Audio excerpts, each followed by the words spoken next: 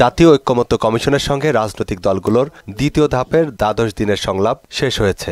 আমরা চেষ্টা করছি জুলাই মাসের মধ্যে যেভাবেই হোক। আলোচনার টেবিলে ছিল তত্ত্বাবধায়ক সরকারের রূপরেখা, প্রধান বিচারপতি নিয়োগ বিধি এবং জরুরি অবস্থা ঘোষণা। এদিন প্রধান বিচারপতি নিয়োগ, জরুরি অবস্থা সহ বেশ কিছু ইস্যুতে দলগুলো একমত হয়েছে বলে জানিয়েছেন কমিশনের সহসভাপতি অধ্যাপক আলী রিয়াজ। ১৩ জুলাই তারিখে অনুষ্ঠিত বৈঠকে অংশগ্রহণকারী সকল দল, রাজনৈতিক দল এবং জোটসমূহ আরও ৩টি বিষয়ে ঐক্যমত্য প্রকাশ করেছে এবং এর মধ্য দিয়ে প্রধান বিচারপতি নিয়োগ সংক্রান্ত ৯৫ অনুচ্ছেদ বিষয়ক সার্বিক ঐক্যমত্য প্রতিষ্ঠিত হলো। বৈঠক শেষে গণমাধ্যমের সঙ্গে কথা বলেন বিএনপির স্থায়ী কমিটির সদস্য সালাউদ্দিন আহমেদ। জনগণ আসলে জানতে চায় যে তার কি কি অধিকার প্রোটেক্টেড থাকবে। বলেন তত্ত্বাবধায়ক সরকার থেকে জুডিশিয়ারি নির্ভরতা বাদ দেওয়ার প্রস্তাব দেয়া হলেও জাতীয় ঐক্যের স্বার্থে কমিশনের সঙ্গে একমত পোষণ করে বিএনপি। আমরা চাই তত্ত্বাবধায়ক সরকার পদ্ধতির মধ্যে কয়েকটা বিকল্প আসুক, এক্সক্লুডিং জুডিশিয়ারি, যেহেতু জুডিশিয়ারিকে বিতর্কের বাইরে রাখাটাই হচ্ছে